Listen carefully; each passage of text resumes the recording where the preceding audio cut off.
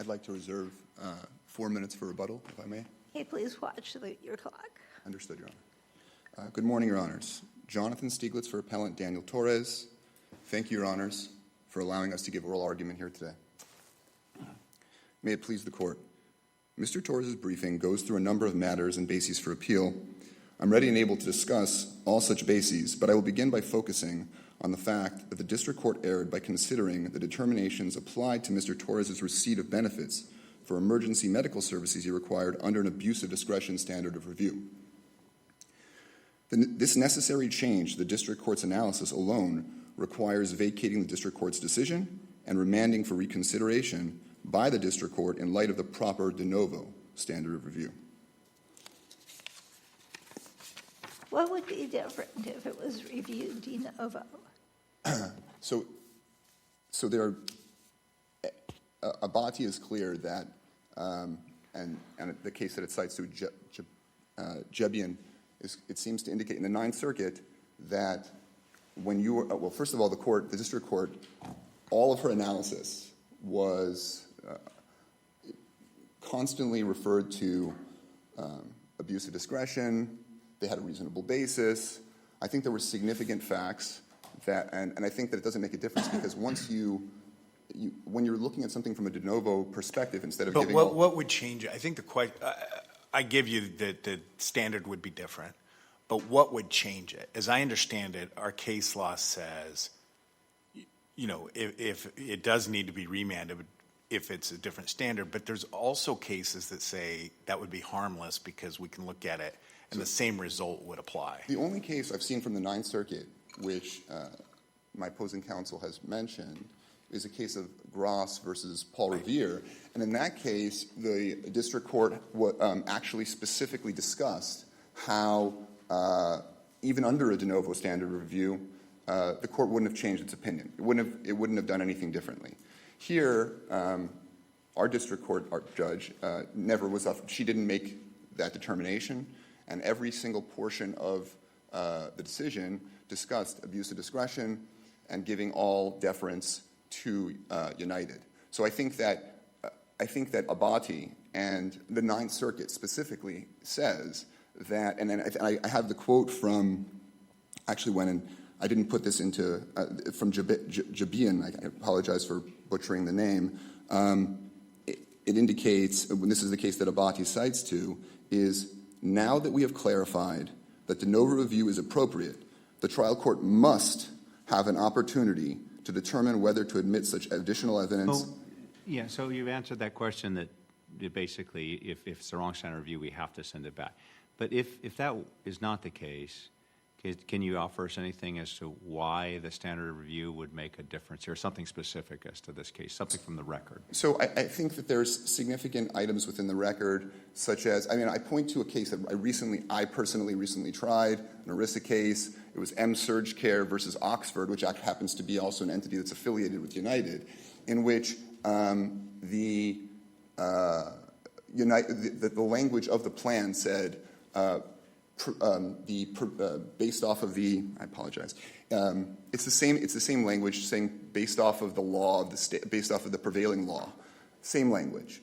And in that case, it ended up that the plan pays based off of a data source called Fair Health, which is a significantly higher payment rate than 250% of Medicare. In this particular case, this OCM program item, which was brought up, I think, completely unfairly, way after all of the deadlines in the case, this OCM program screenshot that United produced in this case, and after we even moved for leave to amend, it says that they paid based on 250% of Medicare. I don't believe that that's true. I think that was all conjured together for the purposes of litigation. They went back and they manufactured it. If it really existed, why wasn't it produced initially as part of the administrative record? There's significant questions here relating to everything that went on in this case in terms of the administrative record. And I think under a de novo standard review, we would have the opportunity to... Well, and I thought one of the points, I mean, you keep sticking to the administrative record. I thought one of the points was de novo review. We wouldn't be limited. Correct. So we wouldn't be limited to it. But I guess I'm still not sure have heard what would actually change the outcome. So the expectation perhaps would be that this fair health rate that I talked about in this M-Surg Care case, which again is exact verbatim, the exact same language that the district court relied upon. In that case, they paid based on something called fair health, which again is a much higher percentage, much higher rate, as opposed to 250% of Medicare. And under a de novo standard, we'd be able to conduct discovery, be able to find out whether or not this is actually true, that this OCM program was the actual payment Can you tell, methodology. what was the, as I recall, for the primary surgeon, it was, the 250% was 1,700 or something like that, maybe? Yeah, it was like 17. So what would can you tell us what would that rate be, the other rate you're saying would be significantly higher? So like 3 times that, is it 10 times that? I mean, for example, it was so $1,700. So in this M-Surg Care case, the payment rate, which we've now had, because it got remanded and they've now reprocessed it, they're paying about $17,000. So that's like 10 times as much. For the same exact sort of procedure? I believe it's for the very similar, the same procedure. I believe so. And Can you explain something? So let's say you were to get that. We send it back. You get that. You get 17,000, and the second surgeon or whatever gets, I'm assuming, less, some amount less, right? Okay. But I'm just trying to figure out what is this case about? Like, why is this worth it to? It's got to be costing more than the difference between between the 1,700 your client got or would have got and the 17,000. Even if your client got 10,000, why is this case worth it? from Trying to set precedent, or I'm just trying to figure out. I mean, I don't think so. I mean, yes, and, but I mean, but certainly, our decision would our decision be precedent in if this? for the purposes of the standard review, I think it's certainly significant. Okay. That I for sure believe. And so I think if you want to really dig into the granular into my mindset was probably I wouldn't have pursued this case up through the Ninth Circuit, but for the fact that the standard review was completely implied incorrectly. So, for example, from my mind, it was that if the court had done its analysis, Your big reason for being here is the standard review. The standard review affects not just this case, but other cases. It affects all cases, and it affects this case. The district court needs to be afforded the opportunity. In all cases, the district courts need to be afforded the opportunity when you're dealing with the California Health Plan. When you're dealing with the California Health Plan, the district court needs to be afforded the opportunity of conducting the correct standard review, which is de novo in this case. So I'll just turn to the other matter, which is the other basis for our appeal, which was leave to amend, which was not granted to us. Let me see here. Sorry, my apologies. And I wanted to underscore this point relating to leave to amend. I understand that all district courts, and it's for the same reason they should be given the opportunity to conduct a proper standard review. All district courts should be able to manage their calendar however they. About and so we're familiar with your arguments on leave them in. Okay. But the one practical problem it seems to me you have with your leave them in is this case was both the surgeons, which is all that's left now, I think, but it also was reversed, Your Honor. Yeah, worse. Okay, it was the surgeons and it was the patient, right? And now all it is just the patient, Right? And but if it was both, and I assume maybe it was you that was representing them, how could you? The story you tell is we didn't know until they dropped this late filed or this late produced material. Yes, Your Honor. that they had failed to negotiate. But Yes, if you were representing the surgeons too, how could you not know that they had failed to do whatever you're saying? Because you know what they provided to the surgeons. Yes, Your Honor. It's not just that they failed to negotiate. It's that it's the manner in which the manner in which that all went about. It's that nothing. So yes, they might have been phone calls, and there might have been. But if you're representing both the patient and you're representing the doctors, you know what was told the patient. Because I understand your argument is something like they were telling the patient that they were doing all this stuff, but they weren't really doing it. But you're also on the other end of the telephone call. Sure. You know what you're getting and what you're not getting because you're representing the surgeons too. So I just, as a practical matter, it's hard for me to see how you were somehow like, oh wow, we didn't know until we got this document. I think we did. No, we knew that they didn't negotiate, Your Honor. We absolutely knew they didn't negotiate. That's not a question. The question is, did we have the evidence to support that that that all of the documents lined up such that we could even bring the Their claim. argument is, I mean, you don't have to have evidence, hard evidence, in order to make a claim. You do have to have a good faith basis for making it, but I mean, it seems that you would have had a good faith basis. But I think when the case law is supportive of the fact that when the new evidence comes in, you still should have that right to be able to seek leave to amend. I mean, if you look at the procedural history of this case, we started with... But the new evidence, I mean, the new evidence didn't tell you anything you didn't already know. It did. It made the case... Not as to the claims that you wanted to make. It certainly... in my opinion, it made the case as opposed to before. It was just complete conjecture. It was like, okay, so they didn't negotiate, but did we know the timeline to say that like they were supposed to negotiate then, and then they just simply pocketed it and did nothing with it? No, you did know. That's my point. You did know that because you knew what they had done, what they had told the patient, and you also knew the conversations and the correspondence they'd had with the surgeon. So there was no. I understand your point that you needed the evidence to prove your claim, but I just don't. I'm really struggling with the idea that you were sitting there and you learned something that would allow you to make a claim that you couldn't make before by what they produced. That may have been the silver bullet you needed to prove your claim, but to know that claim exists, I don't know. I'm struggling with that.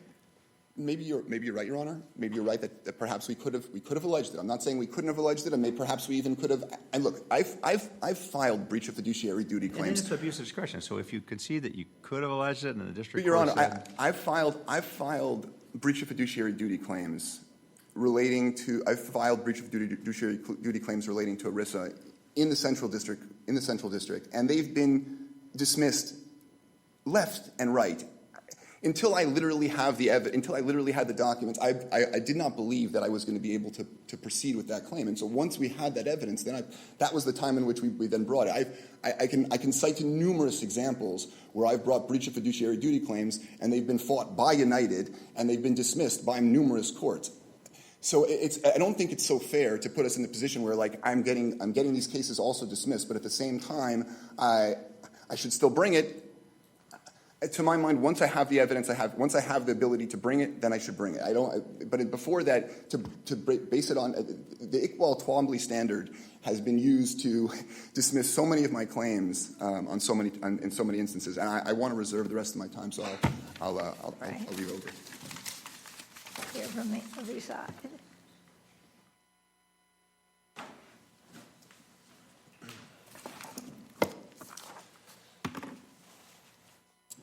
Good morning, Your Honor. May it please the Court. Con Skolnick for the defendant Napoli, United Healthcare. I'd like to start with where the court started is on why it all matters, the standard of review.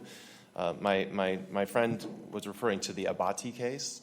Abati was an en banc decision of this court, where this court reversed a prior standard. It overruled a prior standard, and so it necessarily sent it back to the district court to apply a brand new standard. That's not what happened here. Here, of course, regardless of the standard of review, this was a purely legal question.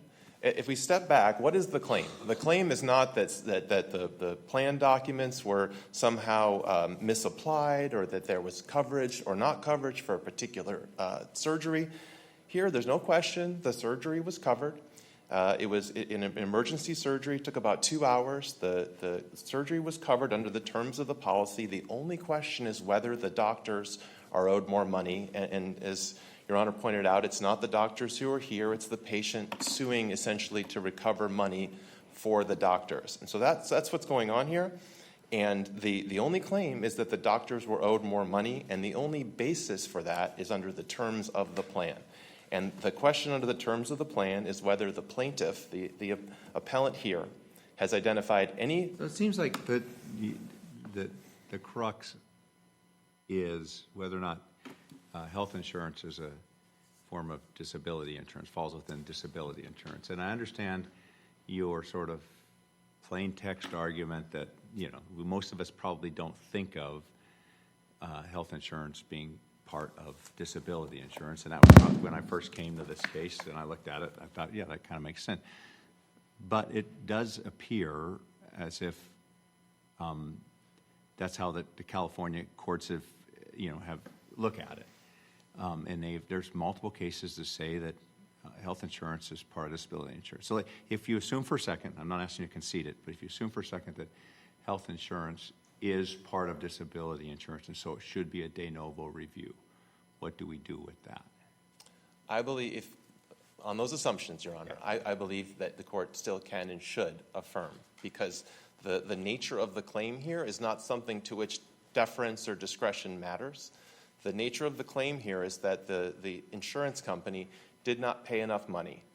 The rationale for that is under the terms of the plan. And the plan says, it's undisputed what the plan says. The plan says you have to pay in accordance with law. It's the plaintiff's burden in the district court and on appeal to show what law we didn't comply with. What legal obligation to pay more than United paid did the plaintiff identify? And to date, the only law that the plaintiff and the appellant has identified is the Department of Managed Healthcare regulations that have this reasonable and customary standard in it. The district court said that doesn't apply. That is not a legal obligation to which an insurance company, not an HMO, but an insurance company is subject. So the plaintiff's burden is to identify a law, an applicable law that requires United to pay more. The plaintiff and the appellant on appeal has almost abandoned that issue. But why did the district court apply abuse of discretion if it was just a legal issue? I mean, why didn't they just dismiss and say, I mean, I guess it would be in the alternative. So the district court didn't phrase it that way. The district court said, even if it was de novo, I would come out this way. Admittedly, that's not what the opinion says or the decision says. Frankly, Your Honor, the parties briefed the standard of review. The standard of review is something that this, as Your Honor can tell, this is a set of parties that are frequently against each other. So this standard of review issue comes up in those cases. So that's just how it proceeded in the district court. They briefed it. The court was asked to decide it. The district court did decide it. My point here on appeal, Your Honor, is it ultimately didn't matter given the claim. Well, so I understand. I mean, you're basically arguing harmless. If it's error, it's harmless error. And we do have one case that adopts that view, but that was, as opposing counsel pointed out, that was where the district court had said, well, I would rule the same way. Normally, I would agree with you, and I'm intrigued by your legal argument because I think that's your best hook. But here, when we send it back down, there's actually a fundamentally different process that the district court looks at. I mean, I guess there's discovery, and I mean, is there no way that extra evidence would weigh in on this? Because normally we just remand these. I don't see how it could, Your Honor. And remember, the plaintiff appellant briefed this as a de novo issue in the Rule 52 motion, right? There was the position that the appellant took below was that this was de novo, and they put forward their best case. There's no suggestion. I mean, I heard it today, Your Honor, but practically speaking, there's no discovery that's going to change the question of what law applies to this plan and what law requires the insurance company to pay a penny more. But there's a couple things. One is, I mean, if it is in fact de novo, you know, if that is a matter of California law, so we typically don't I don't like to try to set California law. But also, if you think the district courts are getting it wrong, it's helpful not just for this case, but for other cases. And then there's a second thing, as I'm reading the district court's decision here. I mean, the district court spends a page, single-spaced, you know, talking about what the standard review is, concludes it's abuse of discretion. The heading is defendants did not abuse his discretion. So basically, if we assume, and I understand you're not agreeing this, if we assume it's de novo, then you're really asking us to do the job the district court should have done. You're saying, and why wouldn't it just be easier for us to send back and have the district court tell us if it reaches the same conclusion under that standard? It's just a matter of judicial economy, Your Honor. I think if there was some fact-finding or some weighing to be done below, that would make sense. My point is simply that this is a binary legal question. What is the law that applies that requires payment of a penny more? Plaintiff took their best shot. They identified a law. The district court said it doesn't apply. The application, the decision about what law applies had no discretion or deference embedded in it whatsoever. That's a purely legal question. Well, when you say it's a purely legal question, it is abuse of discretion in the plan, and the plan gets deference to its interpretation of the terms of the plan, right? So So, I mean, am I thinking incorrectly that if I'm the district court judge and the plan says this is what we think the law means, then I'm going to give some deference to that? Or I guess... I mean, in the abstract, maybe, but that's not what happened here. The terms of the plan were not disputed. It wasn't as if the plaintiff said the plan means one thing and United said it means another, and the district court agreed with United because of the abuse of discretion standard of review. But parties agree on what the plan says. It says you have to pay in accordance with or as permitted by law. So then the question again turns, what law? Again, I think Your Honor is correct that there are situations in which remand might make sense. My point here is that the nature of the claim itself lends itself to a determination, even if you think the standard of review is wrong. So if we were to say that the standard of review was wrong, you think we could just also say we don't need to remand this because the legal predicate is not met, and that would distinguish it from the other cases where we have remanded? I think that's exactly what I would do, Your Honor, just as a matter, again, of judicial economy. Unless you're going to restart the whole case, which is not what should happen. The question is, even if you were going to remand, what is the claim? The claim is that we did not pay in accordance with a law. Plaintiff has argued the law. This court is well equipped, just like the district court, to decide if the law applies. It's a pretty easy call, actually. The plaintiff doesn't even contest it on appeal. That the plaintiff relied solely on regulations that do not apply to insurance companies. So that you're correct, Your Honor. I think that we cited some out-of-circuit authority where courts can cut through all of that and avoid a needless remand or sort of a wasteful remand when it's purely a legal question that the district court already decided. There's no indicia that deference was applied in making that legal determination. So we think that if you disagree with the standard of review, we think that affirmance is still warranted. I would like to talk about the standard of review because we think the district court got it right. Surprisingly enough, it doesn't come up a whole lot. We haven't seen cases. There's maybe 5 district court cases where this issue has been adjudicated. Most of them come out the way the district court did here. My colleague on the other side cites 2 California Court of Appeal decisions in footnotes that just make a vague reference to disability includes health insurance. Those cases did not address this statute at all. They didn't grapple with the issue we're grappling with today. So there's just some generic statements of law. Only the 5 district court cases actually addressed this issue. And I would acknowledge, Your Honor, that there's some confusion and some murkiness in California law as to the nature of disability and health insurance. And I think that's what the legislature tried to clear up in 2001 with enacting Section 106B of the Insurance Code. The purpose of that was recognizing that lay people think of health insurance and disability insurance differently, and frankly, courts ought to, because disability insurance is income replacement for when someone is injured. Health insurance covers surgeries and doctor's visits and medicine. It's a very different thing. When you have I agree, and maybe this is just echoing what Judge Van Dyke said. I mean, I agree with that intuitive aspect to this, but how do you grapple with the specific California law that says health insurance is a type of disability insurance? Those are the 2 cases I think you're referring to, the footnotes where the court said not dealing with this particular statute at all. They just said generically that health insurance is included within disability insurance. Right, but that seems to be an overriding theme within California insurance law. I don't disagree, Your Honor, and my point is that's why Section 106B was enacted. And 106B was enacted to take effect for statutes that post-date 2002, January 1, 2002, which includes the statute at issue here. And what 106B does is it separates health insurance from disability insurance. 106A has a very specific, so we have a statute here. The question is, what does the term disability insurance mean in the statute? That's 10110.6. That's the statute we're talking about. 106A says it includes these various types of insurance, but in 106B, it says that health insurance means a disability insurance policy that provides coverage for hospital or surgical benefits. So explain how you think that shows that there are different forms of insurance. It is a little circular, Your Honor, I'll acknowledge. However, 106B the predicate of that is for statutes that use the term health insurance. This statute we're talking about, 10110.6, does not use the term health insurance.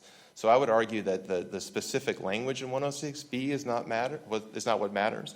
What matters is that the legislature intended to separate disability from health. Sometimes, yeah, I can understand where, if you assume for a second, again, I'm not asking you to agree with this, but that health insurance, generally speaking, for whatever crazy reason in California, is a type of disability insurance. There's other types of disability insurance. So the circle of disability insurance is this big and health insurance is this big. There are times when the legislature is only going to want to regulate, perhaps, in theory, just health insurance. There's also perhaps times when they may want to regulate the other types of disability insurance that don't include. So it makes sense that there would be statutes that would separate health insurance out for those reasons, right? That doesn't necessarily mean that health insurance is not, and you seem to be using that general fact that happens sometimes to say, well, see, they must be two different things, but it just doesn't follow logically in my view.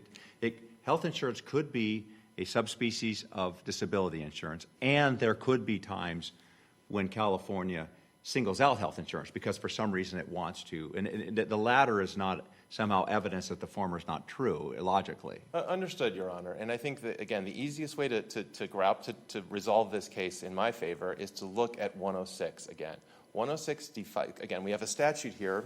The statute we're trying to interpret is 10110.6 that uses the term disability insurance. Section 106 of the Insurance Code defines disability insurance to include a bunch of things that are not health insurance. And so that is a statutory that is a guide to how we interpret this statute. And I just want to, I don't think this is in the papers, Your Honor, but there are statutes that California has enacted post-2002 that uses the terms disability and health insurance in the same statute. Now, of course, if disability already included health insurance, that wouldn't be necessary. And I'm thinking of Section 32 and 36 of the Insurance Code, which both refer to disability and health insurance in the same sentence, which, again, to me indicates that post-2002, the legislature, when it wants to separate, when it wants to include only disability, it says disability. When it wants to include both, it mentions both, just like the model code did here, Your Honor, and that we cite that in the papers for the background, is that there's a model code that has two different parts, one for disability, one for health. The legislature here enacted only the former and not the latter, and that is good evidence, especially with the backdrop of 106 of the Insurance Code, that we ought not to be broadly inferring that health insurance is included in a statute that does not refer to health insurance. And unless there are further questions, I'll step down. All right, thank you.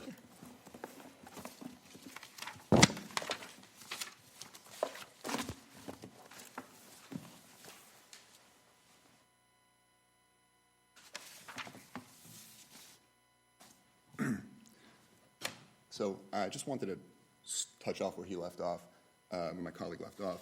It mentions in the code commissioner's note for 106 specifically, and we do cite this in our brief actually, where it says sickness and either accident or health changed to disability throughout the code.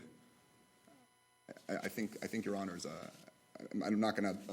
That goes to whether health insurance is disability insurance. Whether it is included within disability. So can you address this argument that, assuming that you're right, that they're different, or that health insurance is a type of disability insurance, that there's a legal predicate that is just not satisfied? Because that's a little bit different than I'd understood coming in. You have to point to a law that suggests they couldn't do what they did, and you haven't done that. Because you've pitched it as a factual, like whether we remand or not, we've been discussing it as a factual remand. But if there's a legal predicate, why isn't that easier for us? Yes, Your Honor. So what you're saying is where the plan says we pay based on a particular law. That's what you're. That's An amount permitted by law. That's what the plan says. And their argument is, and again, I think I agree with. It seems a little bit different than what I remember. I'm sure it was made. I don't think it was waived or something. But their argument is, de novo doesn't really matter because they could never win, or they didn't win, on amount permitted by law. So why there would be no reason to remand even if you went on de novo, if that's Understood. So decisive. so I'll touch on all those things. So first, as I mentioned, the M-Surg Care case, so we now know that an amount permitted by law doesn't mean what they say it means, for sure not necessarily. It may not mean it at all, and it certainly doesn't mean it necessarily, because the M-Surg Care case, if you read Judge Wilson's decision, you'll see that that United acknowledges that the amount permitted by law in that instance means fair health. So we know that categorically, that an amount permitted by law isn't necessarily an amount permitted by law. It doesn't mean that you have to refer to a specific law. You can take a look at that case and you can see that United, Oxford in that case, which is an entity. What would your argument be? So- What would your argument be that it does say amount permitted by law? So what law would they be I don't think not following? I don't think there is a law. I think that there is no law in California that requires. Doesn't that mean they win, though? Because if they'd say, well, if there's no law, we only have to pay you based on an amount we negotiated, which we didn't negotiate an amount with you, or by an amount permitted by law. So there's a few things. First, there's other language in the plan. That's not the only language in the plan. There's other language in the plan which talks about, there's also the language about negotiation, which I think it either precedes it or it comes after it, where it says that it's an amount permitted, it's an amount we negotiate or an amount permitted by law.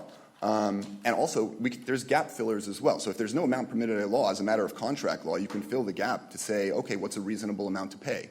I think that Judge Wilson did that actually in that M-Surg Care case. But also I want to point to a few facts that sort of support this as well, and which we mentioned in our brief, is that the facility was paid 57% of its bill. The anesthesiologist was paid 40% of their bill. The anesthesiologist alone was paid more than both surgeons together, and the facility was paid hundreds of times. I mean, it was paid 50, 60, 100 times more than both the surgeons were paid together. There's clearly something more in the plan, or more to the plan, than just this the language that we have here. And there's the language in the plan which specifically references this is, and it's also again cited in our brief at page 34, where it talks about the plan states, you, referring to the beneficiary, will not pay more than the network cost sharing amount. Well, that has a meaning also, Your Honor. So if the patient is not supposed to pay more than the net cost sharing amount, does that impose an obligation on United to actually negotiate, to try to reduce the responsibility of the patient? These are all questions. And the district court didn't weigh in on any of those. She said it says an amount permitted by law. It's clear enough to me. That's what she said. Abuse of discretion standard. She was applying the abuse of discretion standard. It's an amount permitted by law. That's what it says in the plan. You haven't shown a law, therefore you lose. It was that simple. That's why she spent a lot, as Your Honor mentioned. That's Well, why that that's sounds like a legal determination. But if they could point, I would concede that if they were able to point to a particular law that they were following. But there is no particular law that they're following. This OCM program thing is not a law that they were following. That's the point. You're over your time. Thank you, Your Honor. The case of Daniel Torres and M-Surg Care versus United Healthcare Insurance Company is submitted and will next year. Argument in Lewis B. Edelson versus Travel Insured International Inc. and United States Fire Insurance Company.